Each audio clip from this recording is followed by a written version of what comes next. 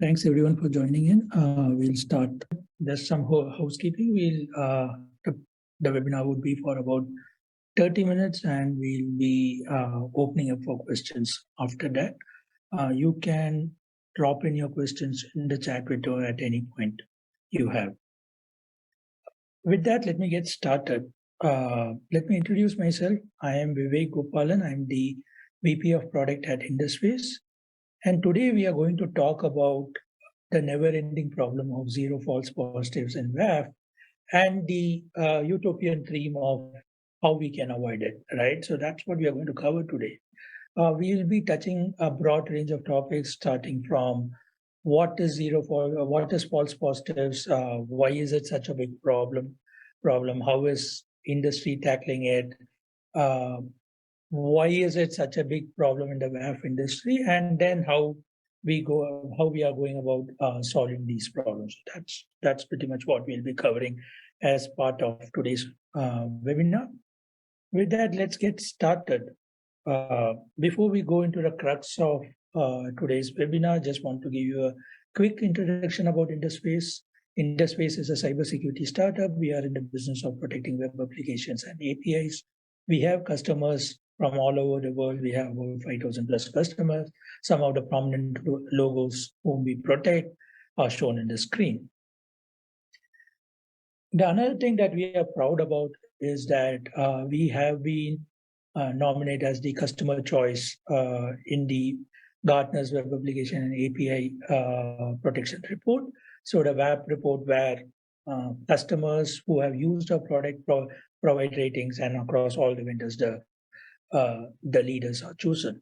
So we have been the customer's choice for 2 years running, and we have been the only vendor who has got 100% recommendation rating in 3 consecutive years. Something that we are proud about. If you're interested to learn more, you could download the reports. It's also available in our website. With that, let me get started and talk about the problem, right? So let me paint a picture on how a WAF deployment story happens in the present world. So a customer would look to procure a WAF. He might look to procure a WAF for various reasons, starting from compliance, or because he is growing, his business is growing, and now he needs to ensure that the data that his customers are sharing are protected, and or for general security and brand management, right? So they could decide to procure WAF for any of these reasons. So they'll go and look and do a validation of various WAFs, and then they'll procure the WAF that meets their budget and their need. Once the WAF is deployed, the WAF would be put in a block mode. All the WAF vendors provide out-of-box rules in these WAFs, so they recommend that you put it in block mode. So you put it in a block mode and hope the application works. But one fine day, you start getting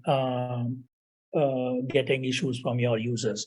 There might be issues like they are not able to access certain pages or certain features or the likes. And when you go about and investigate what is happening, you realize that the WAF is blocking certain requests, which it should not be, which is generally is what is called as false positive. So false positive is essentially WAF is treating some request which is legitimate in nature as malicious, and it ends up blocking it, right? So now what happens as false positive grows?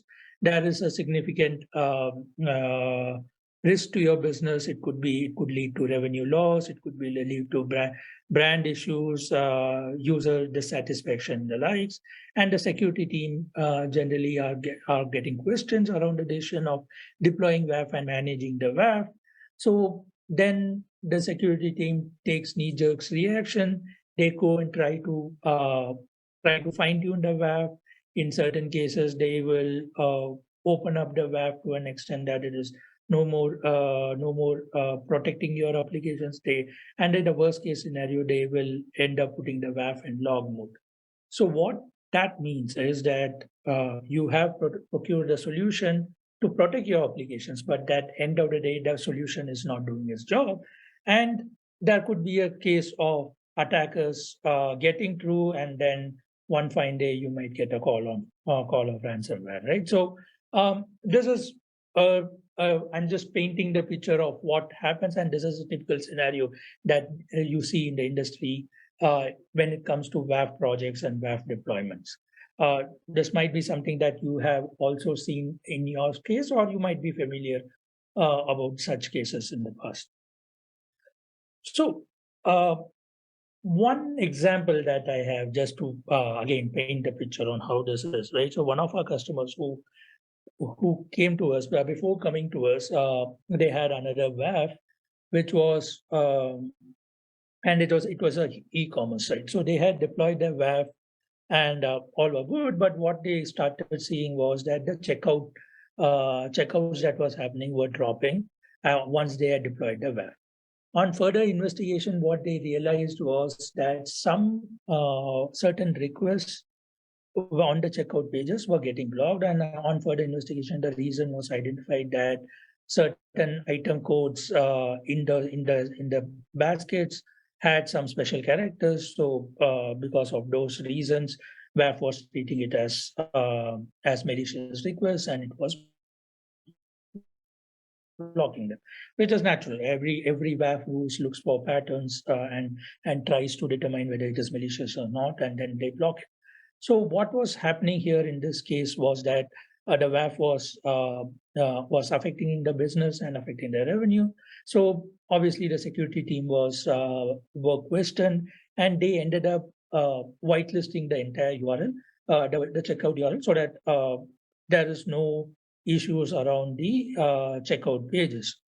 This is good from the business perspective because that was unlocked, but that is a serious concern from the security perspective, which they realized later on, where somebody were able to attack these checkout URLs, causing some inventory changes and serious loss. And that is when they started looking for different solution and came to us.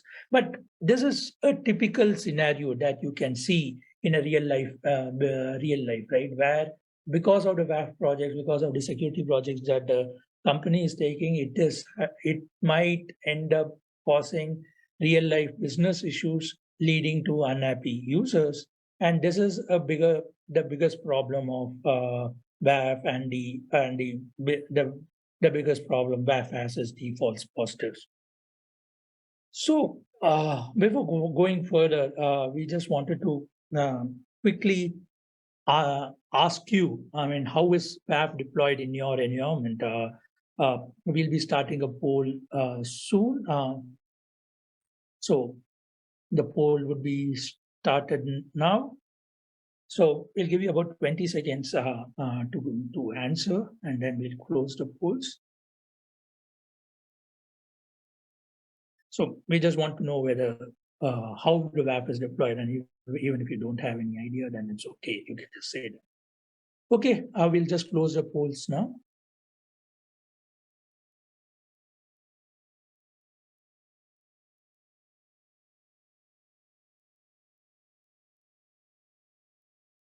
Can you share the result?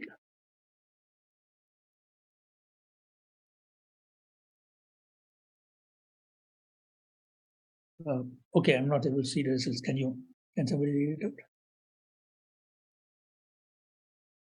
Yeah, 28% in log mode. Okay. 44% in block mode, and 28% again in. Okay, I saw no it. idea. Yeah. Okay, now I got it. So about 28% in log mode, 44. That's good. I mean, about 44% of people have it in block mode, and a few have no idea. This is kind of what we also see, right? Many leave the WAF in log mode. In some cases, they leave it in block mode, and then obviously there are challenges around false positive that they also see.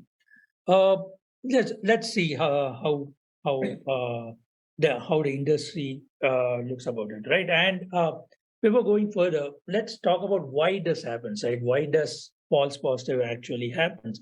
False positives can happen due to major reasons, right? One of the reasons is just the nature of WAF, right, and how these rules are written. And as with anything in security, it is always a trade-off.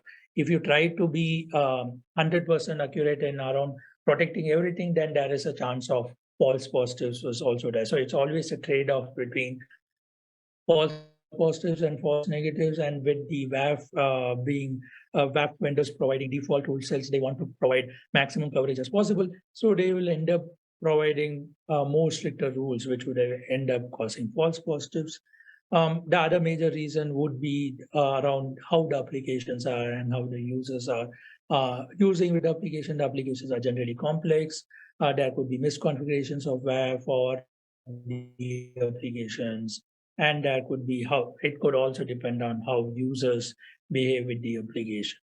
But but the primary reason, according to us, is that WAF is very complex, right? And it needs expertise to fine tune it and everything. And generally, the problem is that customers are asked to manage these WAF, which eventually leads to misconfiguration of these WAFs, leading to false positives.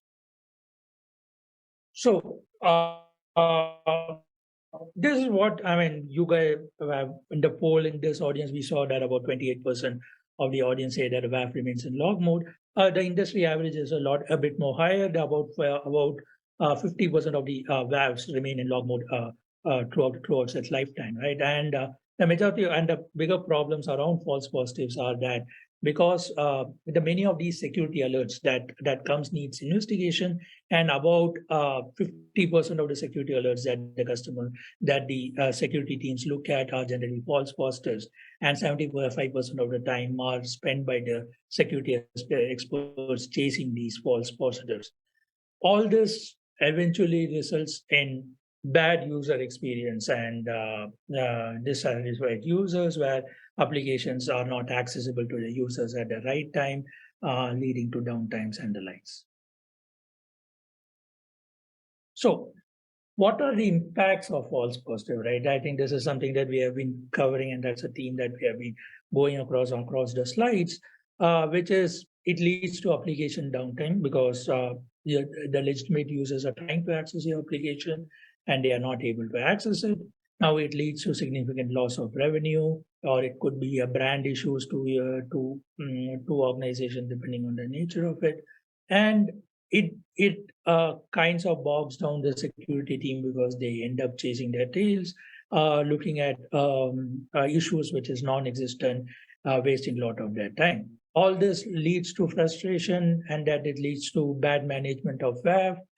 Security teams ends up misconfiguring WAF, opening up more than it should to avoid false positives, leading to security breaches. This is eventually the impact of false positive, right? You might say that, okay, false positives happen, only 2% could be false positive, but the eventual impact of false positive of these, because in a cutthroat environments where most of these business work around, even a 2% loss of business is not acceptable. So always the security teams are in a tussle to reduce these false positives, leading to security breaches. So before we go further, another poll question: among these challenges, what challenges do you face the most?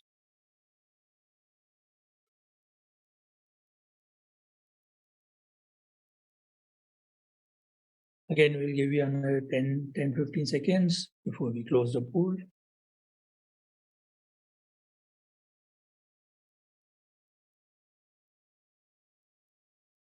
We'll be closing the poll shortly.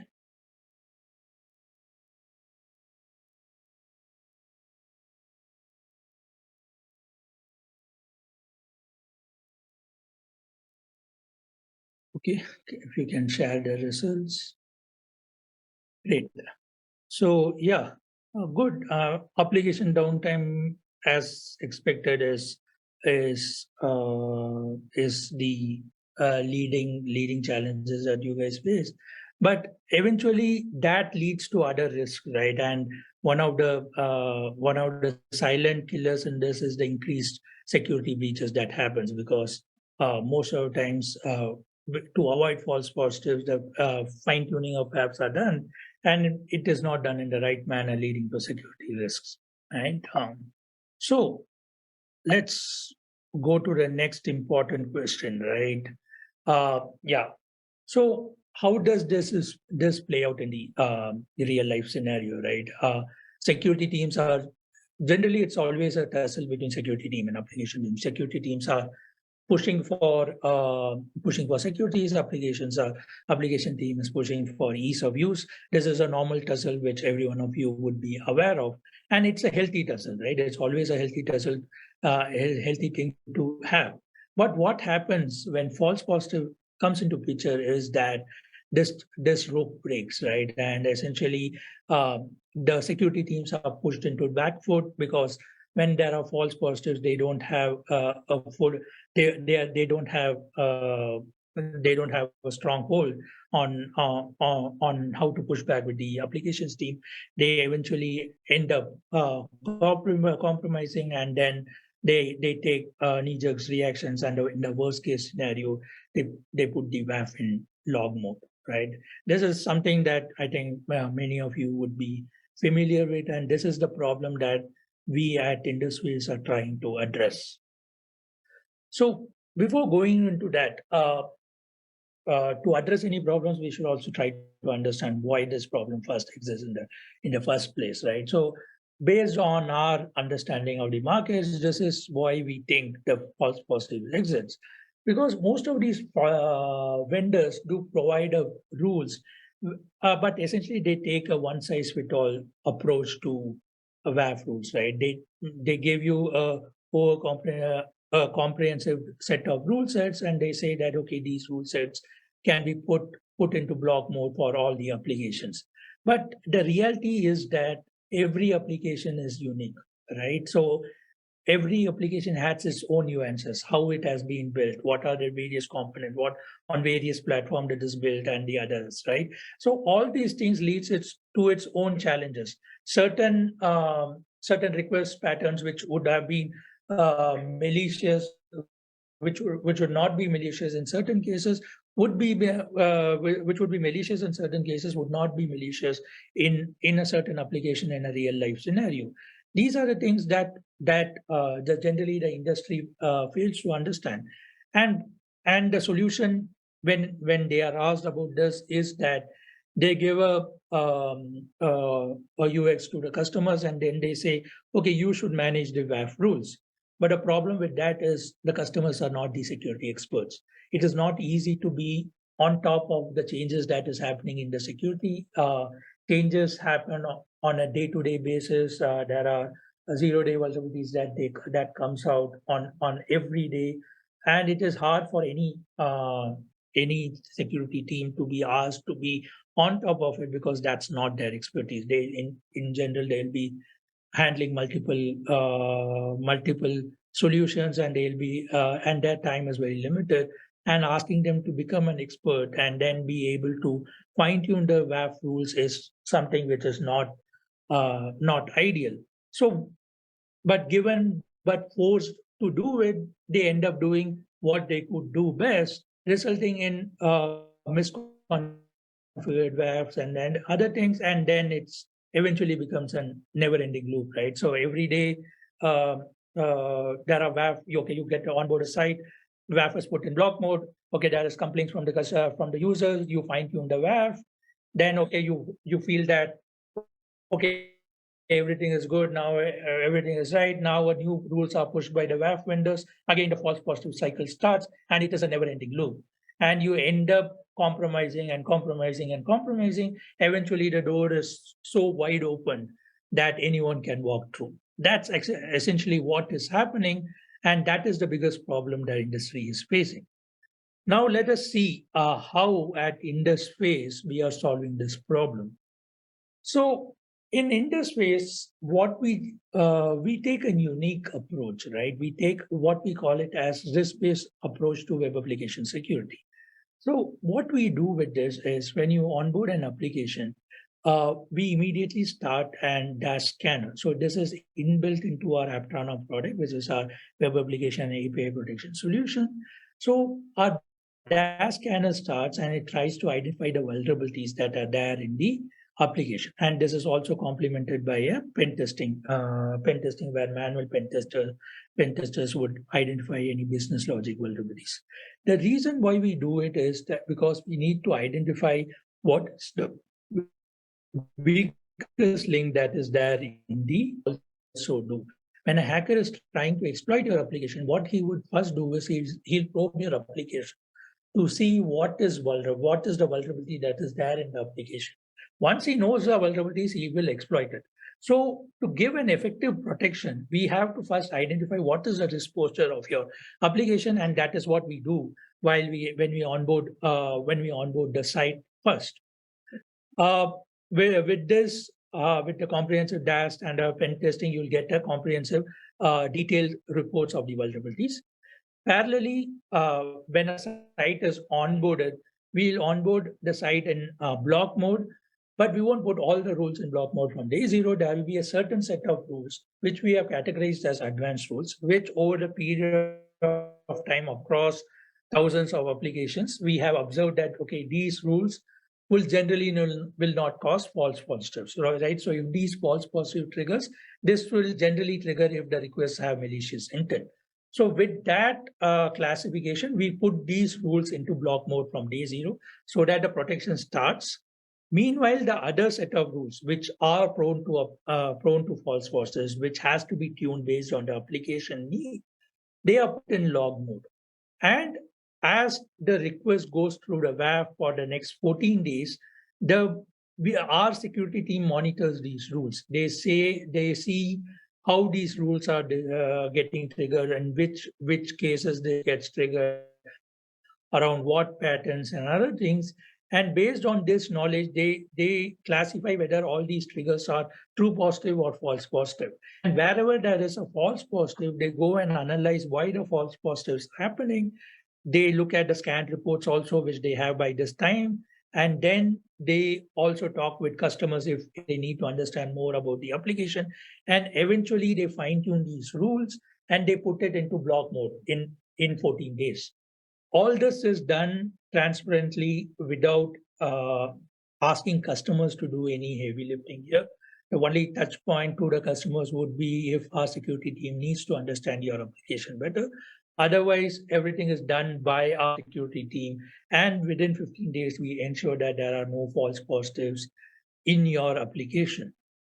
And not only that, right? These false positives, as we fine tune it and everything, we should not be opening any doors.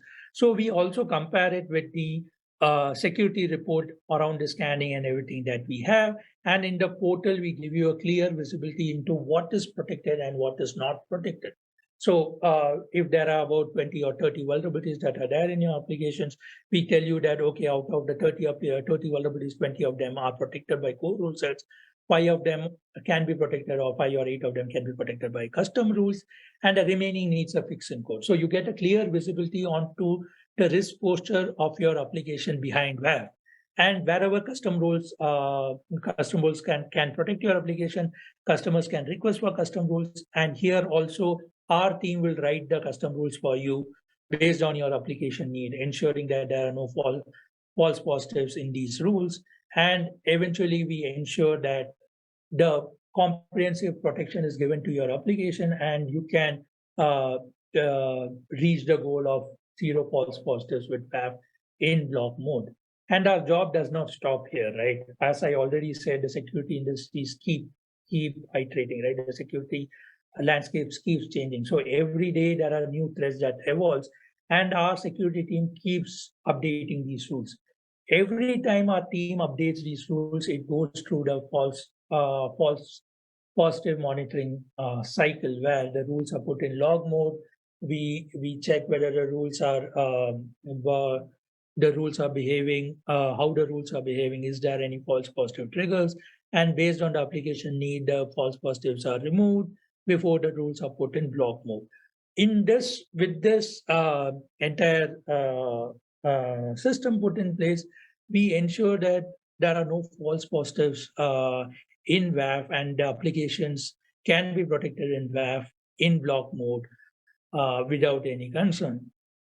Out of all the applications behind AppRana, about 99% of them are in block mode, right? And they continue to remain in block mode, which is a testimony of the process working. So this is a typical mechanism of how we protect the web applications. It's a similar mechanism that we use to protect APIs also, but in the case of APIs, we could also create positive security policies and the likes because they are more structured. So as part of the onboarding process, we also ask customers about informations like the open API definitions or Swagger files and the Postman files. Using the Postman files, we would identify the vulnerabilities that are there in the APIs, and using the Swagger or the Open API definitions, we would create a positive security policy. Similar to what happens with a web application, then we create a detailed report. This detailed report is with the automated and pen testing done. Uh, uh, Automated and pen testing done. And parallelly, we would have also started the application deployment, right? And then WAF would be put in block mode with certain rules, like with web application in block mode from day zero, and other rules in log mode. And it will be continuously monitored for 14 days. And as with the previous example, we would move these rules to block mode after fine-tuning them for false positive.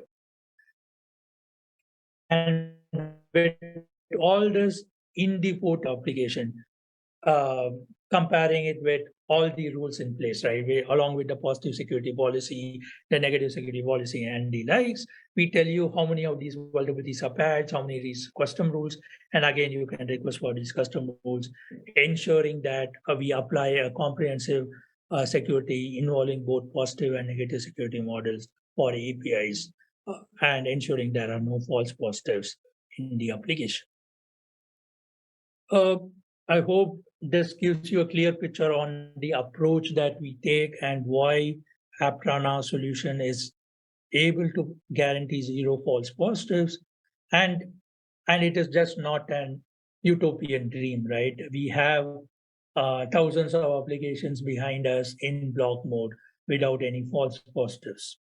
So just a quick example around how this thing works. Sorry, just this is my, just going to log off and log in again.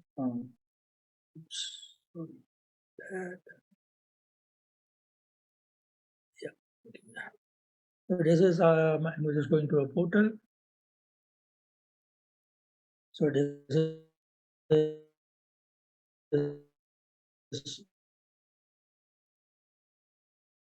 a portal. We have about applications for 73 vulnerabilities. Some of them are protected by core rule sets, some of them are protected by custom rules. Few can be further protected by custom rules on request. If you go and look at the detect page, this is what I was talking about. You will get a clear visibility onto all your vulnerabilities, how the protection is working, how many of them are protected by core rule set, custom rules, and the likes, with also visibility on what needs fix in code. So customers can has to prioritize these vulnerabilities because it cannot be patched in WAF. And other rules, they can request for custom rules also directly from the portal. This gives you a comprehensive visibility on how the rules are behaving and what's the protection status. And currently this site is in advanced rules. As we move it to premium rules, the protection will further improve. Right. So that's kind of what is how the portal and the demonstration works.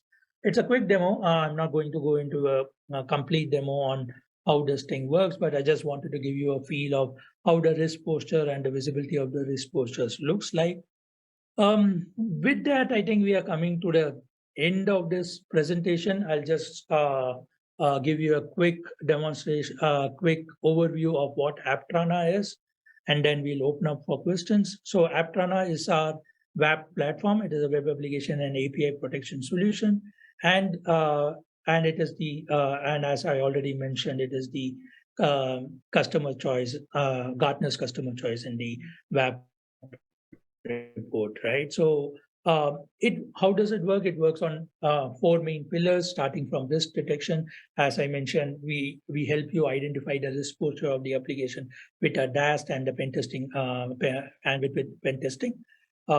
And then there's the next pillar, which is the risk protection, which has the WAP layer, web application API protection, where the positive and the negative security rules come into play. Along with it, we also provide DDoS mitigation, bot mitigation, and platform specific rules. As a solution is the risk monitoring pillar, where we manage the false positives for you. We don't expect the customers to be the experts in the space, and we do the management for you, ensuring that the false positives are removed and the WAF can be put in block mode without any challenges. Last but not least, we do not want to compromise security for speed, so we have integrated CDN with our AppRunner solution. So as customers sign up for AppRunner, they also get integrated CDN, which will help them accelerate their application. With that, we come to the end of the presentation. I hope you enjoyed the webinar and it was useful. I have one final poll question to you: whether did you like it, and would you be interested in a demo for AppRunner WAF?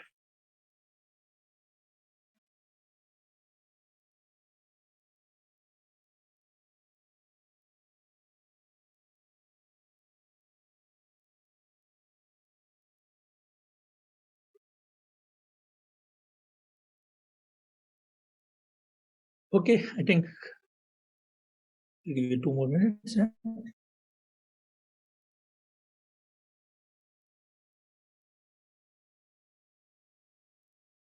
Okay, we'll be closing the polls.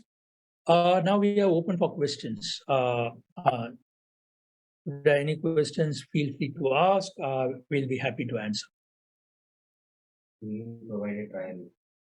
Okay, there's a question that is, do we provide a trial? Yes, we provide a trial. It's a 14-day free trial with no commitments. So customer can go to our website, start a free trial, and we'll be there to help you throughout the journey. And it's a no commitment trial, as I said. Any other questions?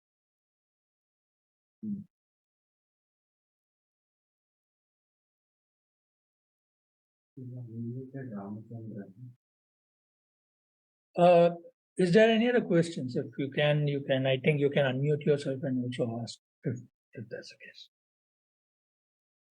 Where will your data center be? Okay, our data centers are in, we have CDN POPs all over the world, and the WAF data centers are in 3 regions, India, US, and Europe. So we cover the predominant components. And we also have data centers in Dubai and Australia, right? So that's, we kind of cover, and as the business needs, if there are any business needs, we could set up data centers in other regions also. Is it a SaaS model? Yes. So another question is it a SaaS model? Yes, it's a completely SaaS solution. It's pay as you go. It's a subscription model, sorry, not a pay as you go. So it's a subscription model. You have monthly subscription and a yearly subscription model. So, and as I said, there's a free trial. You could sign up and use it at any point of time. If there are multiple websites, can different rules be configured separately? Is additional license required? Yes, our licensing model is an per application model. So for each application, a separate license is required. And yes, the rules can be configured based on the application's need. So it can be fine-tuned at each application level, and there's no restrictions around it. How is it licensed? Yeah, okay. Someone has asked a question around licensing. So our licensing is around 2 parameters. One is the number of applications that you want to protect, and the traffic, right? These are the 2 parameters on which the licensing works. So you could choose for various plans, and there are per application cost for each of these licenses, and there is certain amount of free traffic that is bundled in with each of the licenses, and on extra traffic, there's an additional cost. So just keeping it simple, there are 2 parameters on which we do the licensing cost. One is number of applications, and another is traffic. The traffic can be estimated in the free trial. Yeah, and traffic that you have can be estimated in the free trial. and there's no additional cost for CDNs and the right. So CDN is bundled in for free. And we charge only for clean traffic. So if there are attacks and blocked, then we don't charge for that. It's only on clean traffic. Will there be an agent which needs to be installed on the server? Okay. Someone has asked, will there be an agent in the server? No. It's a complete, it's a SaaS solution. It's a reverse proxy. All you have to do is route the traffic through our SaaS infrastructure, and we'll do the rest. There's no installation needed at the application end or at the server end. What is the minimum traffic? What is the minimum traffic? I'm not clear. I think our base, minimum, our advanced plan comes with 30 GB free bandwidth, right? So you're per month, 30 GB per month is bundled into the licensing. So that's the minimum that you get with our base license. Any other questions? Like Cloudflare. There was a question called, is it like Cloudflare? Yes, Cloudflare is our competitor. Yes, we provide solutions where similar to Cloudflare.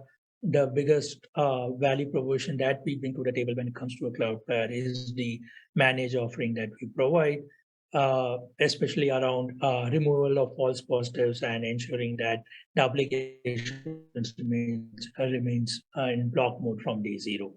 And the other proposition that we bring to the table is the risk-based approach. We are the only solution in the industry who takes a risk-based approach to web application and API protection. Yeah, any major customer? We don't have the customer slide, right? A major customer, yes. India. Major customers in India also. I mean, I'm hoping. Let me just go back to that slide.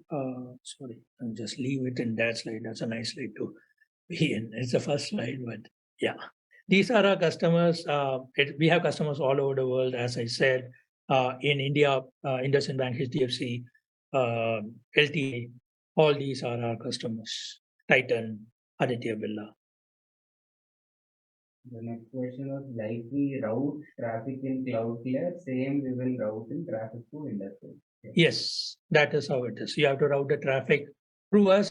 I mean, that's how all the cloud WAF works. You have to route the traffic through cloud WAF, and the WAF works as a reverse proxy. They inspect the traffic and then they protect the origin. That's the same way we do it also.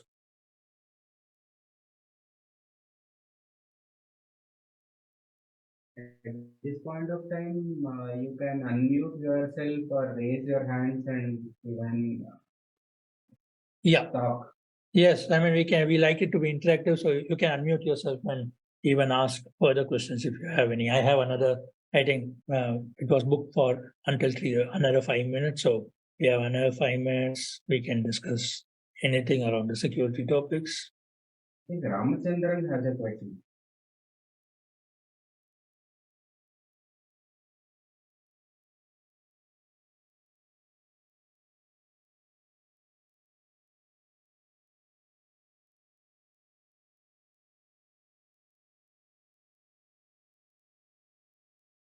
Okay. I'll wait around for another 5 minutes. If there are any questions that pop up, I'll be happy to answer. But yeah.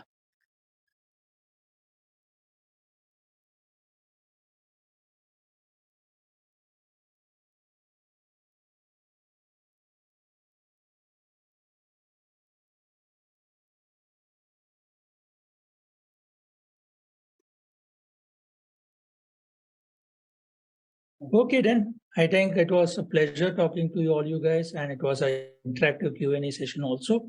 I hope the session was useful to you, and to people who have shown interest for demo, we will reach out to you, and please be in touch. Thank you.